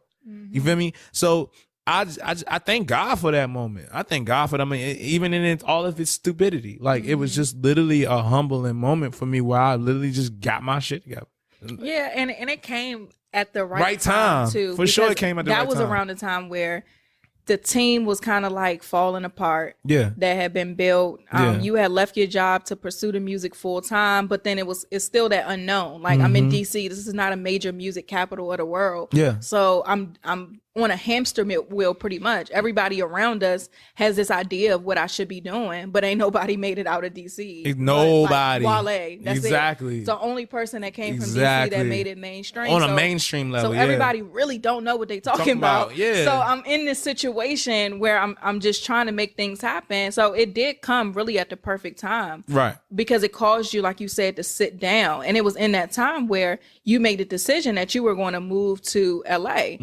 And you started making the preparations for that. So talk to us about, like, how you came up with this decision. You was just going to pack up everything and go. And then what did you do to prepare so you was at least a little bit comfortable when you got there? I mean, I really was just off my, like, it's not working. Like, this is not working in order for, like, and I always knew that it wouldn't work inside of DC. Like, it just wouldn't work. There's so many factors that's going against it. You have people that have the mentality that they have.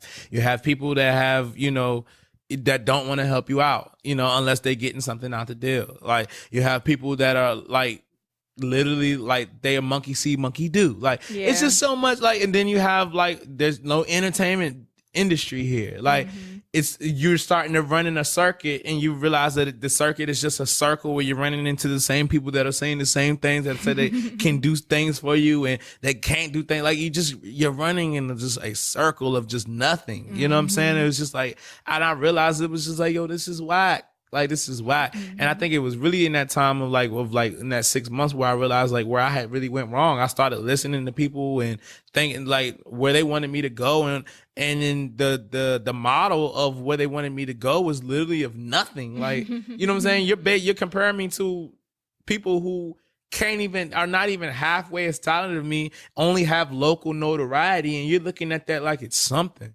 And it's nothing at the end of the day. It's nothing. Like, you're looking at people who are middlemen and plugs or connections to people, and they're literally only people that just stand next to these people and take photos. Pictures, right? That's it. Like, all y'all doing are meeting celebrities and taking pictures. Yeah, and just taking pictures next to them, and like they don't even know you past like them seeing you in that one moment to take a picture. Like, I just started to see things for what it really was.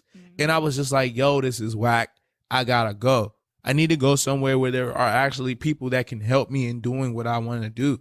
I was experienced in New York, and in my experience in New York, I realized that like it's kind of more of the same. Like, you know, you have people like, I mean, because New York at one point in time was like just the capital of everything. Right. You know what I'm saying? But it's just not that anymore. Like, it's more fashion based. It's more you know, Broadway based, like everything like that. And then also, I wasn't just like a fan. I'm not a New Yorker. Like, you know what I'm saying? I love New Yorkers. Shout out to New York. But I love my New Yorkers. I love my New York fans. But I'm not a New Yorker. I can't wake up and go to sleep every day living in New York. I just don't got that type of skin. You know what I'm saying? Like, I'm not built like that. You got to be built to live in New York. Like, you know what I'm saying? And don't get it twisted. Like, I'm built. But I ain't built for that, though. You know what I'm saying? Or would choose to be in that. Yeah, I wouldn't even choose. I could if I had to live in New York, I could live in New York and be, you know, and prosper for sure. But I just off some choice. Like, this is my choice. Like, no, I'm straight. And then in my experiences of just visiting LA and just being in LA, I realized that it was like something that I'm gonna do well out here. I would do really well out here. And so that was like my choice that I had made. And really what was like the deciding factor, like what really pushed me over the edge, I lost another one of my friends, you know, right before I left, you know, and was like, and that just hit me. It was just like, you know, he was a father. He was like, you know, a brother, like, son, you know what I'm saying? I mean, great guy, you know what I'm saying? Like, really great guy. And just lost his life to foolishness. And it's like, and when people lose their lives, it's never. It's very rare. It happens, but it's very rare that it happens over something of substance, you know, or it happens to the people that it deserves to happen to. Right. That's very rare. It always happens to the people that are like out the way, the people who are like good people who just be like laughing and joking and you know what I'm saying, they're just cool with everybody, like don't really like be in the way like that, just like be laid back. It's those people are the ones that end up being the ones that's like on the t-shirts and people crying over their coffin. And I'm just like, yo, if that happened to him, Rat was the same way. Rat was the exact same way. He never had really, you know what I'm saying, no problems. He ran his mouth a little bit, but it was him. He was funny. He was the funny guy. He was joning. He was like, he made everybody laugh. Like when he came around, people were happy. And then for that to happen to him, and then the same thing happened years later to his right-hand man, Butter, was like my man that died. You know, it's always people that like, yo, you shouldn't even have went out like that. And I was like, I can't stay here and have the same thing happen to me, knowing that I have so much going for myself. I got so much going on. Like, that really was my deciding factor. I was like, yo, I really got to get it. Because, you know, I kind of left just off some just like, I had planned it out and everything. But the way I left was like literally like, I'm gone. Like in the next couple weeks, I'm be out of here. I remember you called me one time and y'all was just hanging out around the way and somebody started shooting. This was like when you was back walking, but it wasn't like all the way yet. So like somebody had started shooting and you had to get out of there. But of course your legs still messed up, so you wasn't moving but so fast. And thank God you were fine. But you was kind of like, yo, like I could have gotten, that could have been me. You know, I could have been the one that got shot this day or whatever. And I kind of could hear in your voice how it was like, it's time for me to do something else. Then I think for everybody listening, that's something that we should really all just do from time to time, is just take inventory on the things that's in our life, whether it's our environment, whether it's the people in our life or whatever, and pay attention to what's bearing fruit and what's not bearing fruit. So if you're in a situation, or if you're in an area, a city or whatever, and it's not bearing fruit, you working hard, because it's not like you was being lazy and waiting for something to come to you. Like, you would pack up and hop on a train, go to New York, sing in a subway, hop back on the last train, come back home, and do the same thing, go to work, and then do the same thing every weekend. Like, you was really doing stuff, doing local performances, doing what you had to do. You really exhausted all DC options. Nah, facts. It's not like you up and left and didn't try anything. You really exhausted all DC options, but it wasn't bearing fruit. And so for y'all that's listening, if you're doing a lot of things and you're pursuing your dreams and you doing whatever it is in your business and it's not bearing fruit, you gotta change it up. You gotta switch something up. And sometimes it's as simple as changing your environment. Putting yourself in a situation where if you take that same work ethic and take it to the land of opportunity, why would you not run into opportunity? You got the talent, you got the work ethic, you just need the right person to see you. And that's exactly what happened when you left. I literally, it's so funny to me that I've done more in like 7-8 months in LA than I've done in like 7-8 years in DC. Like, and it's so crazy. Like, I think me moving to LA was like the best decision ever. And like you said, it just highlights, like, it's so crazy how you can, there's nothing that I was doing was wrong. I was just doing it in the wrong place. So you got to realize that, like, your dream is seeds, you know, and you have to plant your seeds in the right environment. You got to plant it in the right soil. You know what I'm saying? You got to water it, you know what I'm saying? And it's got to be in the right conditions so it can grow. If you know what I'm saying, you know, a flower can't, regardless of what Kendrick says in his song, a flower cannot bloom in a dark room. Like, it just won't happen. You can water it, you can talk to it, but there's no light, you know what I'm saying? It's not, even with like just regular light, it's going to grow different. You know what I'm saying? Like a light bulb, like it needs that natural, just like everything with your dream has to be artificial. Like it has to be like catered to that dream, you know what I'm saying? So I just realized that, like, yo, I got everything that I need to have a great flower, except for the environment for it to grow in. And I have to like change, I gotta like uproot this before it turns into like a dead flower, and put it in some good soil where it can get some, you know, good water and good sunlight and everything like that, which LA has both, you know. You know what I'm saying? Great weather. People you know are a little questionable, but great weather. No, the people are questionable. But, well, no, the people that are born raised, because we have people from LA that are listening. The people who are born and raised LA are awesome people. I'm talking about the people who go there trying to pursue something. A lot of times, exactly. I always tell the story when I was there recently in the Uber ride, and we were going somewhere, but it was All-Star Weekend. And so this guy was just like wrapping me and BJ up about like all the celebrities he deals with and how amazing his job is. And I'm like, ain't nobody asked you that. Like, we say, how was your day? And you talking about Shaq. Like, exactly. What are you talking about right now? Exactly. So I love LA, people who are born and raised, but the people who are transplants, you know, they kind of make LA a weird place, but that neither here or there. But plant your dream in the right soil. That's where we were at.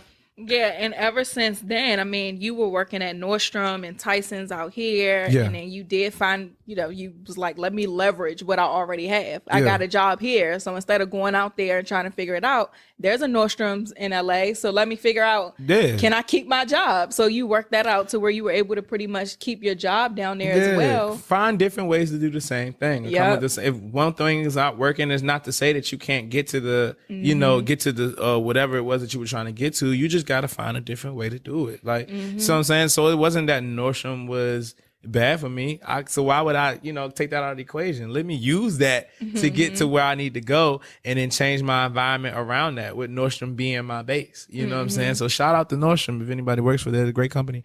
But no, I was like, no, I'm still going to work for Nordstrom. I'm still going to get this money. You know what I'm saying? That's like literally getting me by. and then I'm going to go out there and do the same things that I've been doing in DC and see how it works. And it end up working. So sometimes it's not your whole process that needs to be overhauled. Sometimes it's just something as little as just where you're doing it at. You know, so if you're in a small town or something like that can't cater to your dream, roll out. Because at the end of the day, if you love your dream enough, you need to love it enough to be able to, like, man, I'm gonna do anything to make this come to pass. And if you don't, then it means that you don't really want it that bad.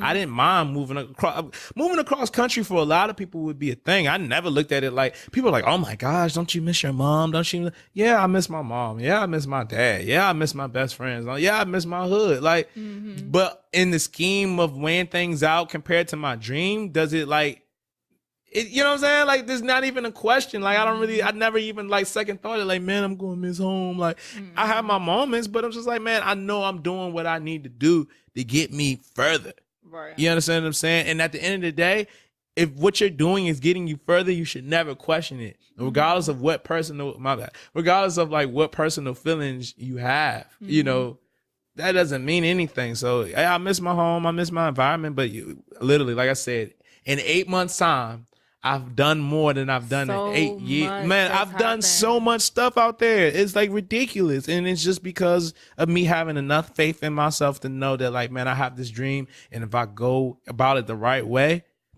everything that's for me will be for me, you know? And just how God will work things out.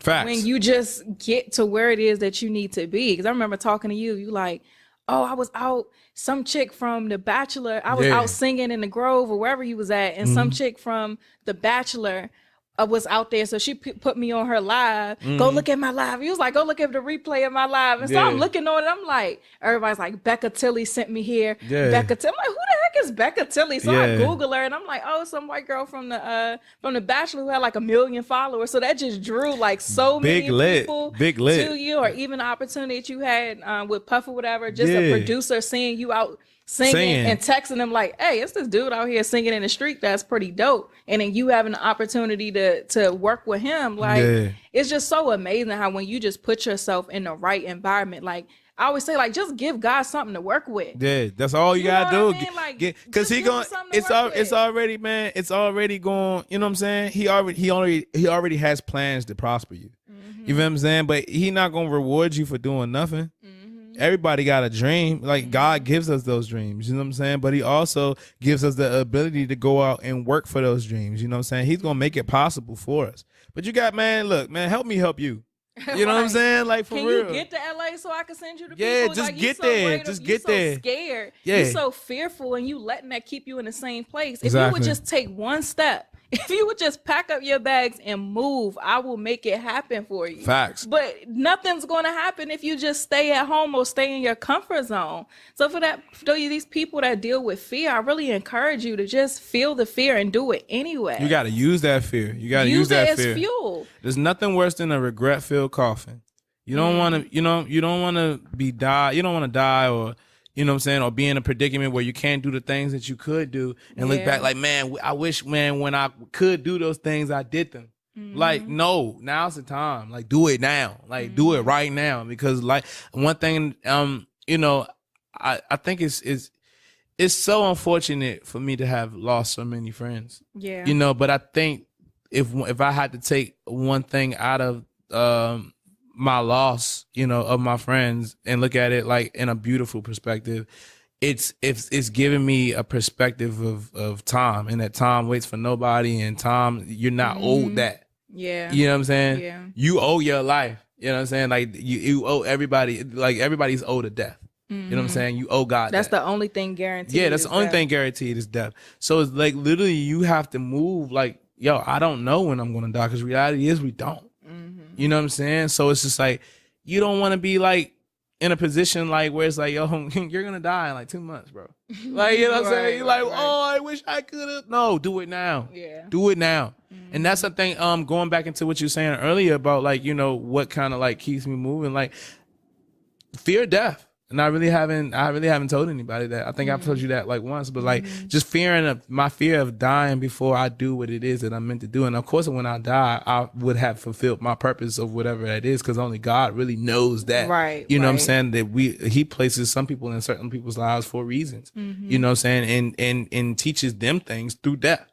Yeah. Use your death to inspire other people, you know? So like, but I just would hate to not have reached my full potential of what I feel like I could, you know, achieve, you know, just lollygagging around thinking that life is sweet or that life is a joke or whatever like that. So that's one thing that also propels me. It's just like the fear of just like not reaching that potential before, you know, or not doing what I need to do in my time that was allotted to me, you know? So that's a fear of mine. And I think that should be everybody's fear though. Yeah. You know, your fear should be like a healthy fear. Oh yeah, it's a very healthy fear. You shouldn't, it shouldn't stop you from like, whoa, you know, it should propel you like, man, I need to get out here for real. Cause God could call me any day now. You know what I'm saying? So yeah.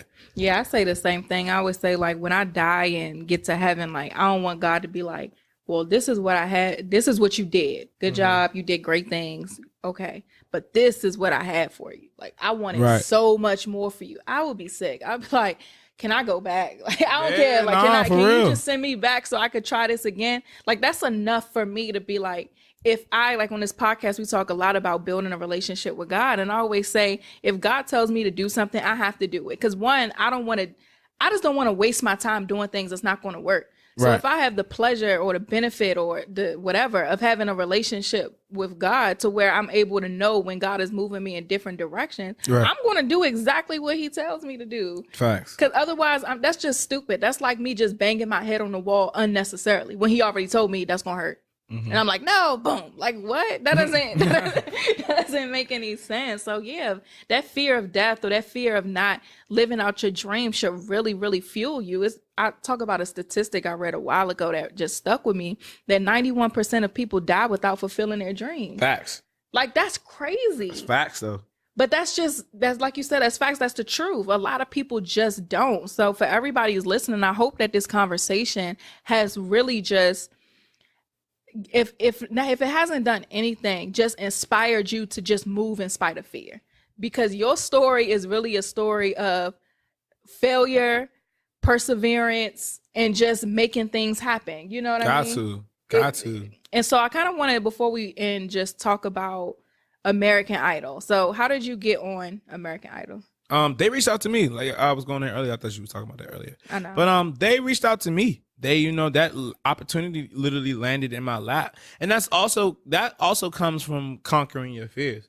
When you conquer your fears and you like literally move, you know what I'm saying, in spite of you being afraid to do something, God will reward you so much. Like literally, like everything that you ask for, it would literally feel like it's just falling out of the sky into your hand. Like he rewards those who remain faithful. Like, you know what, you know, through everything that I had went through when I was in DC and going through just trying to be somebody, like I just felt like, man, God, you ain't hearing me. Like you ain't hearing me. And it wasn't that he wasn't hearing me. It was that I wasn't hearing him. You know what I'm saying? Like he's like, no, you not hearing me. Like I need you. Why you give him that deep voice? Nah. That's probably how God talks. Like, you're not hearing me. William, I need you to listen. Like, you know what I'm saying? Like, you know what I'm saying? Like, so it wasn't until like I just like, man, I hear you. Like, cause I knew it was something moving me away from where I was at. Like, you need to go. You know what I'm saying? And once I listened, and it's just like, I didn't have stuff figured out when I moved to LA. I went to LA with like $800 in my pocket, sleeping on Embry couch. You know what I'm saying? So, that situation right there had me just like off some, that situation right there just had me off my, like, man, I'm gonna go out here before my life is over. You know what I'm saying? Off of something stupid. So when I got out there, and just started doing, like I said, doing the same things that I had been doing, like situations were just landing in my lap. And I was just like, oh God, I see what you did there. Like, you know what I'm saying? So, and so American Idol was just a situation that landed in my lap. Initially, I wasn't going to do it. You know, my mom, you know, was just the contributing factor to that. And she was just like, you know, what do you have to lose? You know what I'm saying? They're coming to you saying you don't got to wait in line. You don't got to just come in and, you know, audition and then this is what it's going to be. And I'm just like, you know, okay, cool. Like it was cool. I mean, I wish I had to listen to myself just because I know what type of person I am. I'm full of personality. I'm full of just stories. I'm full of just like realness, you know what I'm saying? Like, and I don't hide from it. I don't hide from my wrongdoings. I'm just a real open, just transparent, truthful, genuine person. But those are dangerous concoctions, because if you think about life and what it's made up of, it's made up of a lot of like, you know, things that are not real, things that are fake, things that are like surface level, things that are like, you know, especially when it comes to Hollywood. So somebody like me that's made up of so much, just like, dang, that is real. Like, you know, like, it's dangerous when you get put into like a package show like American Idol, where, you know, not without giving too much, it just, you know, it is what it is and it isn't what it isn't, you know? So somebody like me, I always just felt like, and especially after doing so many TV shows, you know, and trying to audition for those and those didn't work out, I was feeling like, you know what I'm saying? Like, maybe this is just not cut out for me. Maybe I just got something that this is, you know what I'm saying, that just ain't for that. And maybe I'm meant to go this direction, because I can get to the same, you know, destination, just go in a different direction. And that direction might work better for me. You know what I'm saying? So, but just, you know, my mom is my mom, and I'm going to always listen to my mom. You know, she ain't going to never tell me nothing wrong. But, so I'm just like, okay, cool. I gave it a chance. And for what it was, you know, it was a great experience. I wouldn't take it back. You know what I'm saying? It definitely, I got something out of it. You know what I'm saying? So I wouldn't take it back. But just one thing I would highlight, always listen to yourself. I think that's a big thing. Cause I think that, you know, sometimes that fear will talk you out of like doing certain things that you know that you feel is right. You know what I'm saying? Or listening to other people will talk you out of doing things that you know is right for yourself. You said that you should have listened to yourself, and let me know if you just can't because of contractual stuff, but you feel like you should have listened to yourself with this. Are you saying that, you know, I mean, I know, but for the people, are you saying that you should have not gone this route and not done the show? I just feel like there were different routes that I could have went that would have been more lucrative for me, just as a person. Okay. You know, that would have really shown me for who I was, and not that American Idol didn't show me for who I was, because I mean, it didn't really show you at all. Yeah, other than this, yeah.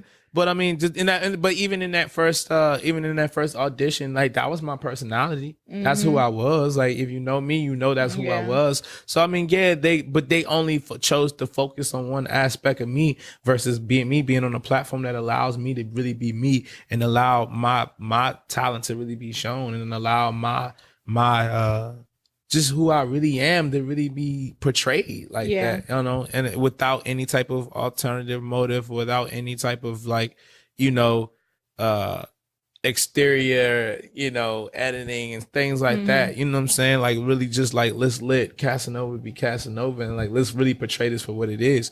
I feel like there were other routes that I could have went down to achieve that goal that American Idol didn't necessarily achieve in my eyes. But like I said, it was a great experience for me, and I definitely wouldn't take it back for anything in the world.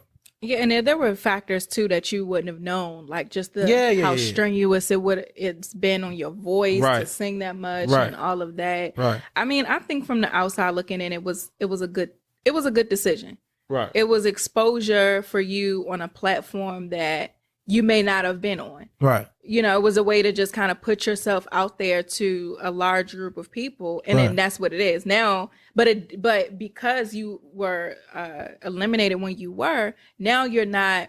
Now you have the freedom to kind of take those other routes that you was talking about. Right. So it opened up, it opened up other doors. Yeah, it definitely opened up other doors for me. And I think in situations like that, sometimes you have to go into situations that you don't want to go into to do the things that you do want to do. Mm-hmm. You know, so whether that be working a 9 to 5, so you can get off, you know, your job and go work on your, you know, whatever it is that you need to work on, or going into situations that may not be lucrative for you right now, but will position you for your later. Right. You know what I'm saying? Like, and you have to be smart enough to realize, like, in every situation that doesn't go your way, something did go your way. Right. And you have to use those things and expose those things and, you know, make the best out of every situation. And that, I think, and that's the thing that I've learned with all my failures and all my wrongdoings and all my missteps, just like using the things that were good and putting those to the forefront and maneuvering through those things. You know what I'm saying? So that and American Idol is definitely on the list of things that, like,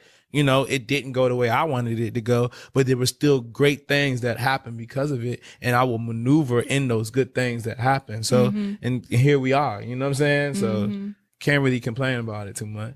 Okay. So now that the show is done, the last episode of yours aired this past Monday. So you've been back home doing like a lot of press and stuff like that about the show. So now what's the plan? Because some people might view this as another failure. I know you don't, because you shouldn't. Right. But a lot of people really might view this as another failure. Like, I went out to LA, I got all these opportunities, and I got on this show. I finally got past all the rounds that I didn't get past the previous times I did the show. But then I got cut off early, quote unquote. I got cut off at this, or eliminated at this certain point in time, or they didn't give me as much airtime as they could have. Like, somebody can easily be pessimistic about it. Right. And one thing I appreciate about you is you always look at situations, whether good or bad, and figure out, how can I use this to drive me to my next level? Right. So now, with all of that in mind, what's next for you? I mean, I really want to I'm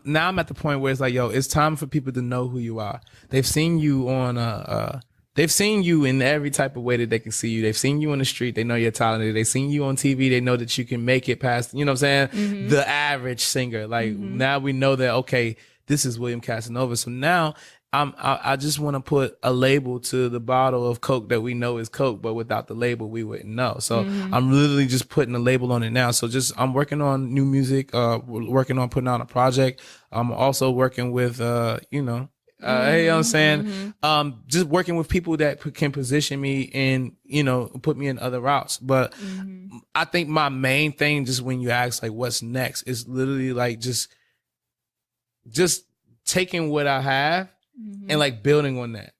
You know, that's what's next. Like, I'm in a building process right now, you know, and then once I build, then I can like have a clear, concise, like, okay, this is how we going to make this $1 million now. Now I'm in the process of like, okay, I need to like take this 15,000 followers or 16,000, whatever I have now, turn this into a solid fan base. How do we do that? Let's give them content.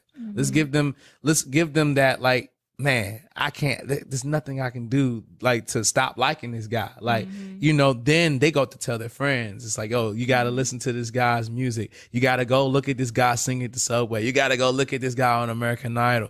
They go tell their friends. And then it comes into a situation where it's like, I'm in the band now. It's like, you know what I'm saying? Like, now it's like, yo, who is this kid? Where did he come from? Like, he's awesome. I need an album. I need something from him. Labels pay attention to stuff, that type of stuff now. Right. You know, and my goal, you know, a lot of people are going the independent route as far as artistry, you know, which is cool. Like, but I know for me to be the type of artist that I want to be and be on the caliber that I want to be in, a major label would be ideal for me, because they are a machine. They can put me up against, you know, the Adeles and the Sam Smiths and everything like that. So that's the route that I'm going. So in order to get these people attention, you know, and to get the kind of deal that I want to get, you know, I have to build that solid. That tribe. You gotta build a tribe now. And so the only way that you do that is through consistency, you know, and content. You know, I want to be consistent in everything that I do. So, you know, whether it's me connecting with fans just an hour a day, just making them like, wow,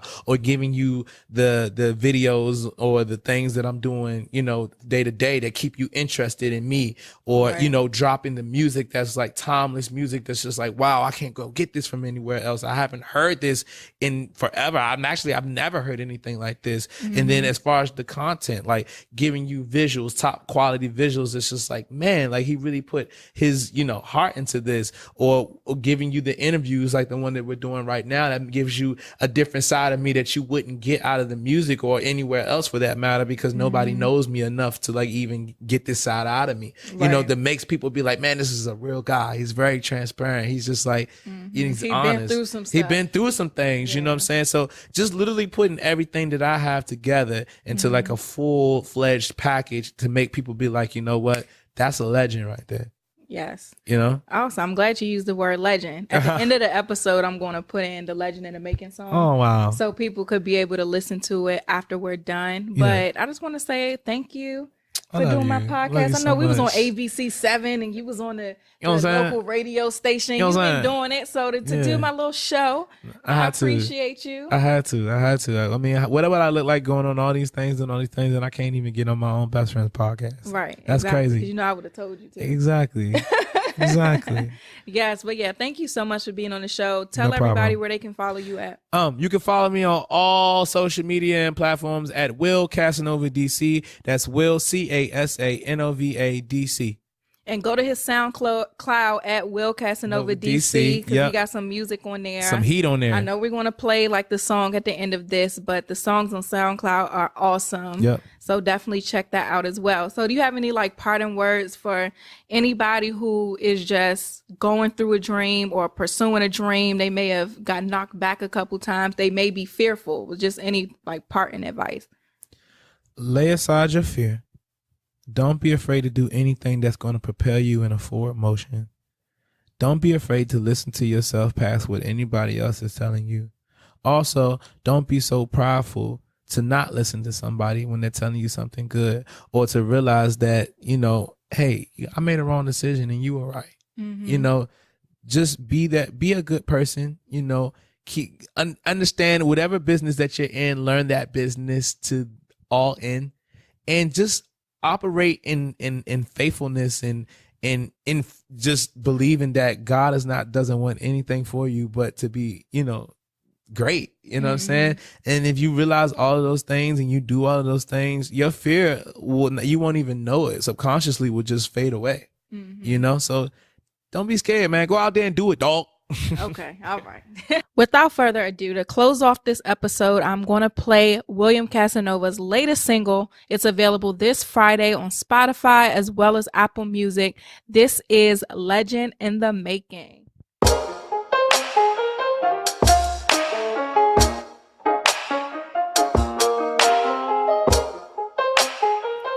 Oh, Casanova, look, I don't gotta lie, yeah. Still living with my father in a 2-bedroom apartment in the middle of the hood with no job, yeah. But I'm trying to make a living out here in the streets. I'm singing and I'm doing pretty good, but pretty good ain't good enough. 'Cause I know that don't know grown-ass woman want a man with no car, no job, living with his dad. But you gotta understand, yeah, got a God-given talent that I never take for granted. So I'm out here working hard, I got a plan, yeah. But it's all about time and being patient while I'm grinding, taking no days off. 'Cause a young nigga trying to get the fuck out of DC. Don't get it twisted, I love 61st Street, but I can't spend my whole life inside of Northeast. 'Cause a nigga got big dreams, and I'm trying to do big things that you never seen. I swear it just be criminal how I be killing it. It's like I spit the realest shit, but I be singing it. And I don't really give a shit about who be fucking with me, 'cause I'ma be the one to bring a Grammy to the city. And what you see is what you get, don't do the faking. If I want it, I'ma take it. What you watching right now is a legend in the making, yeah.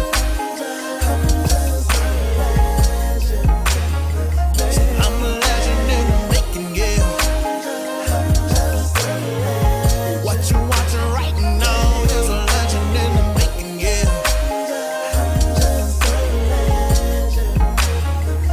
I'm a legend in the making, yeah.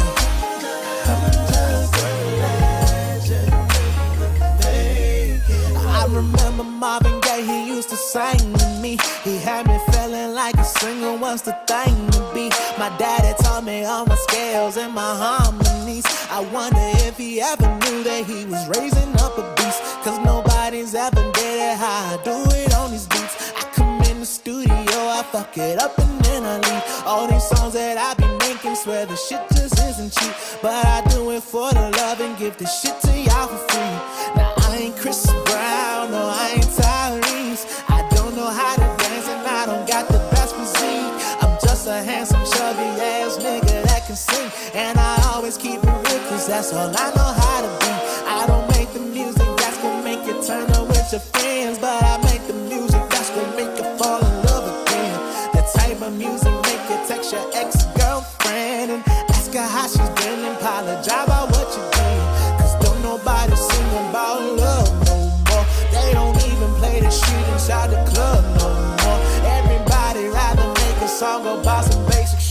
just so they can get ahead and get rich real quick. But I'ma be the one that's gonna change all that. Yeah, I'ma be the one that bring R&B back. Knock these other singers out of rotation. If I want it, I'ma take you what you watching right now. Here's a legend in the making, yeah.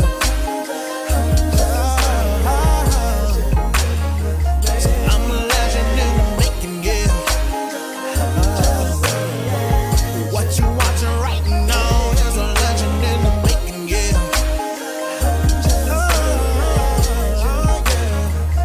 I'm a legend in the making, yeah.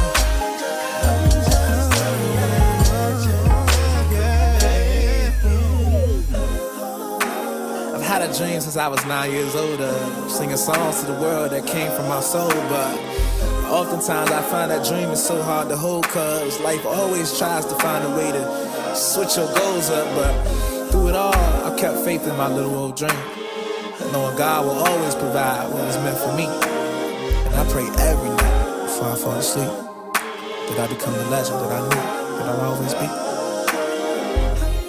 I just can't give up now. I've come too far from where I started from, yeah. And nobody told me that the road would be easy, and I don't believe God brought me this far to leave me, yeah. I just can't give up now. I've come too far from where I started from, and nobody told me the road would be easy, and I don't believe God brought me this far to leave me.